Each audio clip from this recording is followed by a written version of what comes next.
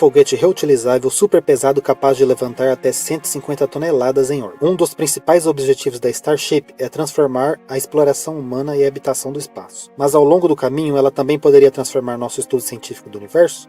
Visão embaçada da astronomia. É inegável que muitas das imagens mais magníficas já capturadas do céu são aquelas obtidas do espaço. O telescópio espacial Hubble, agora com 32 anos, talvez seja o melhor exemplo disso, através de vistas de berçários estelares, remanescentes de supernovas e galáxias próximas e distantes.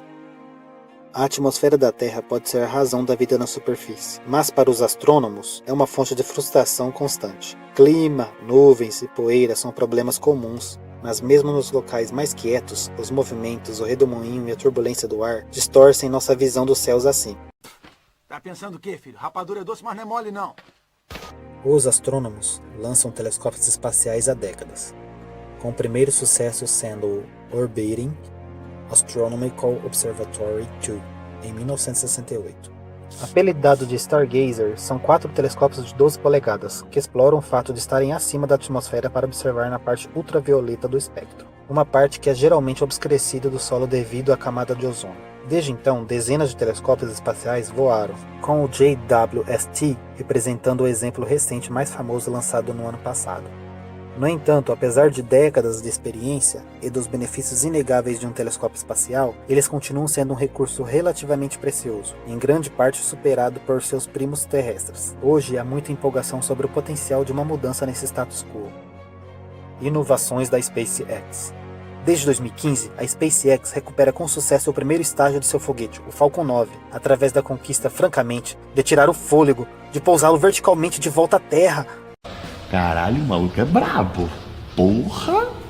Notavelmente, isso se tornou um pouco rotineiro neste momento, com aproximadamente 100 recuperações bem-sucedidas até o momento. Agora, estendendo-se também as carenagens e reforços laterais do Falcon Heavy, e não só apenas a SpaceX. Muitos outros veem a reutilização como futuro aeroespacial, como a Blue Origin e a ESA. O verdadeiro ponto de tudo isso é reduzir custos. Se você puder recuperar e reutilizar sua espaçonave, as despesas cairão e finalmente ficarão limitadas apenas pelo preço do combustível. E de fato, essa estratégia está claramente funcionando, com os preços despencando. Para entrar em órbita baixa da Terra, o foguete descartável Atlas V, operado pela ULA, cobra por baixo $8.100 por quilo. Agora, em comparação ao foguete reutilizável Falcon 9 da SpaceX, atualmente custa cerca de $4.100 por quilo. Então isso é quase metade do custo. Além da reutilização, a tonelagem do lançador também importa. Os lançadores pesados geralmente podem reduzir o custo por quilograma por causa de seu tamanho. Enquanto o Falcon 9 pode colocar 16 toneladas em órbita, o Falcon Heavy pode colocar 85% a mais por apenas 45% a mais de custo. E isso significa que o baixo custo de lançamento em órbita terrestre caiu para apenas $3.200 por quilo. Agora, claramente, esses custos mais baixos beneficiarão qualquer pessoa que deseja lançar algo no espaço, o que inclui os astrônomos. Em 2018, a missão de testes da NASA foi lançada a bordo do Falcon 9, a um custo de $87 milhões.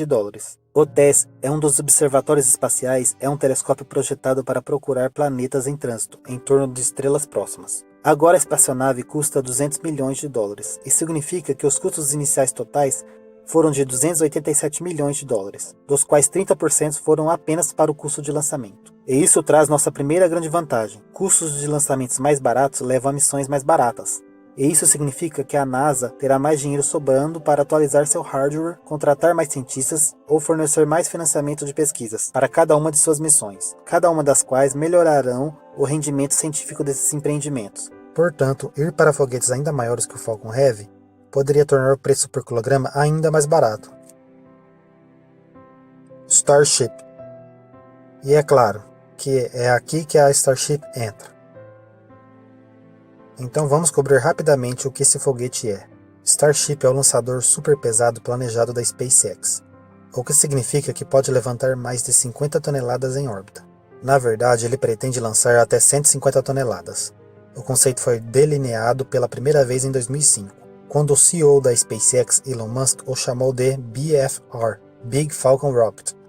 Seu objetivo final foi descrito tanto para transportar pessoas para Marte, como o objetivo de transportar 100 passageiros por voo. Mas é claro que seria capaz de levantar satélites, missões lunares e ser totalmente reutilizável. Desde então, o design foi renomeado para Starship. um sistema de 2 estágios que chega a mais de 120 metros de altura. Isso é quase o mesmo que um prédio de 35 andares. O estágio superior é conhecido como Starship, mas também todo foguete, incluindo o booster, também é conhecido como Starship. Tá bom. É preciso dizer que o nome é um pouco enganador, porque vamos encarar, a nave estelar não é capaz de voar para outra estrela, pelo menos não em vidas humanas, mas é um bom marketing. Maior é melhor. Mas, independentemente disso, a Starship seria uma nave gigantesca sob o foguete Saturn V, usado durante as missões Apollo, bem como o próprio foguete superpesado da NASA em desenvolvimento, conhecido como SLS. A Starship espera ser capaz de levantar aproximadamente 150 toneladas para a órbita baixa da Terra, o que é realmente enorme. Para contextualizar, a agora extinta Estação Espacial Mir pesava cerca de 130 toneladas, o que significa que a Starship poderia levantar uma estação espacial inteira em um único voo. Mas indo além, o plano real é reabastecer a nave em órbita usando uma segunda variante da Starship, conhecida também como Starship. Pô, cara, de novo, cara! Pô, cara! Não aguento, cara! Após esse enchimento, a Starship teria combustível suficiente para transportar 40 toneladas para uma órbita lunar, ou mesmo as 150 toneladas completas se fosse capaz de reabastecer uma segunda vez na própria Lua. Outra opção, carregar menos, mas ir mais rápido. E a Starship aqui pode desempenhar um papel importante na exploração do espaço profundo. Em princípio, a Starship poderia contornar o sistema solar mais rapidamente, já que não precisará vagar procurando por várias assistências de gravidade para acelerar.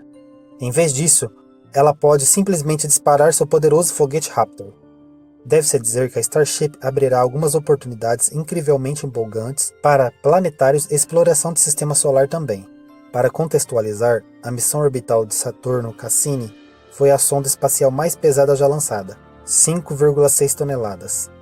Na próxima missão Europa, Clipper, superará um pouco isso, em pouco mais de 6 toneladas. Mas tudo isso se torna insignificante quando você considera que Elon Musk disse em uma reunião com a Academia Nacional de Ciências no ano passado, que a Starship poderia transportar 100 toneladas para a Europa. 100 toneladas! Tal feito seria verdadeiramente revolucionário para a exploração do sistema solar. Isso abriria novas oportunidades radicais. Mas mesmo sem o radical, Urano foi recentemente identificado como a principal prioridade para uma próxima missão principal da NASA, na recente pesquisa decenal planetária. E assim Starship seria o veículo de lançamento escolhido, obviamente. E não é somente a massa, o volume interior da Starship é enorme, aproximadamente 1.000 metros cúbicos em algumas configurações. Isso é possível por seu diâmetro de 9 metros e até 22 metros de altura interna na versão de carga estendida. Isso significa que tanto para missões científicas planetárias quanto para telescópios espaciais, os engenheiros precisam gastar muito menos tempo e dinheiro tentando dobrar seus preciosos equipamentos, em formas diferenciadas para apenas caber dentro do foguete. De fato, uma missão a Marte poderia carregar um equipamento de perfuração de tamanho normal, capaz não apenas de arranhar a superfície marciana, mas de escavar até 1 km na superfície. A Perth Rock, por exemplo, máquina de escavação da Boring Company, empresa liderada por Elon Musk, poderia fazer isso. Temos um vídeo da Boring Company no card acima, dá uma conferida lá depois. O JWST talvez seja o melhor exemplo dos benefícios potenciais desse aumento de volume.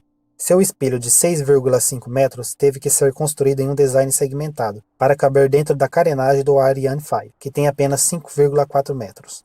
Mas o problema é que vários espelhos não podem ser simplesmente somados para criar uma imagem nítida. Eles exigem alinhamento preciso, o que significa que precisam ser equipados com atuadores de precisão e várias semanas de calibração de alinhamento. Esse foi um processo que começou no dia 12 de janeiro e só terminou no dia 25 de fevereiro. Mas para Starship, um único espelho monolítico de 6,5 metros caberia facilmente, o que economizaria enormes custos no design e testes de segmentação, e forneceria aos astrônomos muitas semanas adicionais de tempo de observação. Ao alavancar o volume aumentado da Starship, o JWST poderia usar menos dobras, reduzindo a complexidade e assim melhorando a confiabilidade geral. O JWST notoriamente teve 344 pontos únicos de falha no lançamento. Tudo isso exigiu muitos testes, orçamentos estourados e despesas extras. Não é de admirar então que o custo final tenha sido de cerca de 10 bilhões de dólares. O que faz a Starship diferente? Provavelmente é justo se perguntar neste momento como Starship está conseguindo isso. E isso é apenas um sonho ou algo realmente próximo e que voará brevemente? Para começar, existem muitas diferenças entre o Starship e os foguetes Falcon anteriores. Na verdade, é provavelmente por isso que elas mudaram o nome de BFR para Starship. Porque em última análise, esse foguete compartilha muito menos herança do que o Falcon Heavy fez com o Falcon 9. Existem duas grandes diferenças a serem destacadas entre esses lançadores. Um são os motores e o segundo são os materiais. Então, primeiro, em vez de usar os motores Merlin do Falcon 9, que usavam querosene, RP1 e oxigênio líquido, muitas vezes apelidado de Kerolox, a Starship usará o novo motor Raptor, que usa metano mais oxigênio líquido, ou Metalox. Você pode esperar que o hidrogênio seja o combustível aqui, mas a SpaceX há muito evita o hidrogênio, apesar de seu maior impulso específico. E isso porque requer proteção extrema de resfriamento, complexidade adicional e peso de isolamento adicional. O querosene RP1 tem um bom histórico como alternativa sendo utilizado pelos foguetes Soyuz, Delta, Atlas e Antares, por exemplo. Portanto, fazia sentido começar por aí durante os primeiros dias da SpaceX. No entanto, a fuligem produzida pela combustão do RP1 dificulta o reaproveitamento dos tanques, exigindo reformas significativas entre cada lançamento. Esta é uma das principais razões pelas quais vemos a mudança para o metano, agora que não deixa tal fuligem apenas dióxido de carbono e água. Agora o metano é menos denso que o querosene, mas por causa da queima mais limpa, é possível obter eficiências muito mais altas com ele. Isso é especialmente verdadeiro quando combinado com um projeto de combustão em estágio de fluxo total, que usa pré-queimadores para aquecer o oxigênio e o combustível antes de entrar na câmara de combustão, melhorando ainda mais a eficiência. Mas talvez a diferença mais marcante seja a aparência visual da Starship, uma torre metálica brilhante. Enquanto o Falcon 9 adotou uma abordagem bastante tradicional de usar liga de alumínio e carbono, a Starship usa aço inoxidável 304L. Agora, o alumínio é mais leve e portanto pode parecer preferível, mas como a Starship pretende ser totalmente reutilizável, o material precisa sobreviver a temperaturas criogênicas, pré-lançamento e temperaturas extremamente altas durante a reentrada. O aço inoxidável é forte o suficiente para que o booster não exija nenhuma proteção adicional. Agora, outra boa opção aqui seria a fibra de carbono, mas a SpaceX acabou optando pelo aço inoxidável, porque é simplesmente muito mais fácil e barato construir projetos de modificação e protótipos. E isso realmente destaca a filosofia-chave da Starship, e de fato da SpaceX de tentativa por erro. Enquanto a filosofia tradicional da NASA seria calcular tudo até o 100º grau antes do lançamento, a SpaceX tem um histórico de apenas tentar coisas que muitas vezes inicialmente não funcionam. Eles aprendem por meio de falhas empíricas e interação constante. Isso é exemplificado pelo fato de que já 4 Starships foram explodidas em voos de testes de alta altitude, cada uma das quais são consideradas apenas uma oportunidade de aprendizado para a empresa. Essa filosofia vem reduzindo os custos, permitindo que eles tentem coisas anteriormente impensáveis, como pousar um propulsor de volta à Terra. Eles também têm uma organização altamente integrada verticalmente e podem realizar quase tudo o que precisam internamente. Isso é, obviamente, radicalmente diferente da organização e abordagem da NASA. De fato, recentemente tem havido muita atenção crítica comparado a Starship com o próprio sistema SLS da NASA, que é um lançador super pesado de tamanho semelhante que está atualmente em desenvolvimento. Até o momento, a NASA gastou impressionantes 23 bilhões no SLS, sem nenhum voo, apesar de originalmente ter como objetivo o final de 2016. Mas que nhaca! Em uma recente audiência do Comitê de Ciências da Casa, o inspetor-geral da NASA, Paul Martin, afirmou que cada foguete SLS custaria 2,2 bilhões para construir. Agora, em comparação com a Starship, vamos ouvir o que o CEO da SpaceX, Elon Musk, parou para dizer sobre isso em fevereiro deste ano. But I'm highly confident it would be less than $10 million all in over, if you say fast forward 2 or 3 years from now. Mesmo que essa estimativa seja muito baixa, digamos um fator de 10. A Starship ainda seria 22 vezes mais barata que o sistema SLS de tamanho semelhante. Ainda mais com sua capacidade de reutilização e reabastecimento, a Starship poderia transportar 150 toneladas para a Lua contra apenas 43 toneladas para o sistema SLS. O SLS está visando seu primeiro voo inaugural em agosto deste ano, enquanto para Starship as coisas são menos claras. Em fevereiro, Musk afirmou que isso aconteceria até o final do ano, e em março ele previu até maio, mas a FAA atrasou seu relatório de avaliação ambiental, e existe a possibilidade de que eles precisem mudar do Texas na Starbase para o Kennedy Space Center, na Flórida, de onde os Falcons e Heavy Falcons são lançados atualmente. No entanto, o protótipo chamado SN-15 voou com sucesso por 6 minutos até 10 km de altitude, Depois pousou com segurança em maio do ano passado. Espera-se que os testes orbitais se sigam, mas sem dúvida novamente com mais explosões ao longo do caminho. Tá pegando fogo, bicho!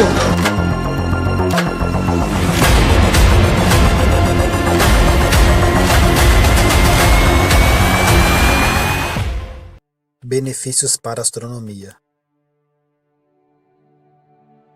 É assim que a SpaceX faz. Mas o desenvolvimento parece estar no caminho certo, dada a sua história passada. Portanto, pode levar alguns anos até que os astrônomos ou qualquer outra pessoa possa lançar cargas úteis usando a Starship em órbita. Mas, enquanto isso, talvez não seja racional que possamos imaginar que tipo de novas oportunidades a Starship pode apresentar para os astrônomos. Como já mencionado, um claro benefício da Starship seriam as missões mais baratas, sendo impulsionadas por 3 efeitos diferentes: custo de lançamento reduzido, complexidade reduzida da espaçonave e cargas úteis mais pesadas. O custo de lançamento mais barato ajuda, reduzindo o que historicamente tem sido uma parte significativa do orçamento de um telescópio espacial. Basta olhar para a missão de teste. No entanto, acho que a verdadeira oportunidade é a complexidade reduzida que as missões emblemáticas podem conseguir, graças ao grande volume interior a bordo. Como já abordamos, complexidade adicional para acomodar as dimensões de carenagem do Ariane 5. E essa complexidade adiciona custos de engenharia, despesas de testes, maior riscos e perda de tempo de calibração. A capacidade de lançar massas mais pesadas no espaço também aumenta algumas possibilidades interessantes de economia de custos, porque normalmente os espelhos ópticos dos telescópios espaciais são especialmente fabricados para serem ultraleves, em grande parte devido a limitações históricas de lançamento. Por exemplo, os espelhos do telescópio espacial Kepler e Hubble são feitos de vidro ULE, com 2 folhas finas apoiadas por nervuras no centro. Você pode realmente ver um exemplo disso no espelho traseiro sem revestimento do Hubble, que é encontrado no Museu Aeroespacial Smithsonian. Este design reduz significativamente a massa. Por exemplo, o espelho primário do Kepler tem 14% do peso de uma estrutura sólida, mas se o custo de lançamento por quilo continuar caindo, pode se tornar mais barato simplesmente reaproveitar os espelhos existentes em telescópios terrestres para o espaço. A Starship poderia assim permitir que grandes espelhos de vidro pesados lançados com muita mais facilidade, talvez levando a uma frota de telescópios do tamanho do JWST para os astrônomos. Nesse cenário, pode ser possível ter missões emblemáticas sob medida. Agora, como um contra-exemplo, o telescópio espacial Hubble e o JWST não é isso. São observatórios de propósito geral que servem a cosmólogos, cientistas exoplanetários, astrofísicos estelares e assim cada um desses grupos tem suas próprias necessidades e desejos que afetam o design. E assim, no final das contas, acabamos com algo que realmente não satisfaz ninguém perfeitamente, mas serve a todos razoavelmente bem. Uma missão sob medida como a Kepler é capaz de aprimorar seu design completamente em torno de um objetivo singular. E isso foi, em última análise, uma grande parte de seu sucesso. Portanto, uma possibilidade é aumentar esses telescópios para tamanhos maiores, mas outra opção é lançar constelações deles. O projeto Nautilus, liderado por Daniel Appiah, dá um exemplo possível disso, onde eles planejam lançar 15 telescópios de 8 metros de uma só vez, como uma Starship. Esses telescópios fabricados em massa visam ser escaláveis e baratos, usando um sistema inovador de lentes diffrativas. A frota pode apontar para estrelas diferentes ou combinar e apontar para apenas uma, fornecendo um tamanho total de telescópios efetivo de 50 metros no espaço. Conceitos como Nautilus realmente sugerem o que é mais emocionante aqui. Portanto, o Starship nos permite ser verdadeiramente ambiciosos para tentar coisas dramaticamente novas. Coisas que nunca foram feitas antes. Uma possibilidade é pegar carona no programa lunar Artemis e usá-lo para enviar telescópios para a Lua. Projetos de espelhos líquidos podem explorar a baixa gravidade para ter enormes espelhos da ordem de 100 metros, enquanto desfrutam de vistas do cosmos, desimpedidas por qualquer atmosfera. Indo além, o lado oculto lunar representa uma espécie de santo graal para os radioastrônomos, um local extraordinariamente tranquilo para detectar os zumbidos suaves do universo, bem como o melhor lugar no sistema solar inteiro para ouvir comunicações alienígenas. A Starship também tornaria os pontos de Lagrange mais acessíveis, um dos melhores lugares para posicionar telescópios espaciais. Riscos.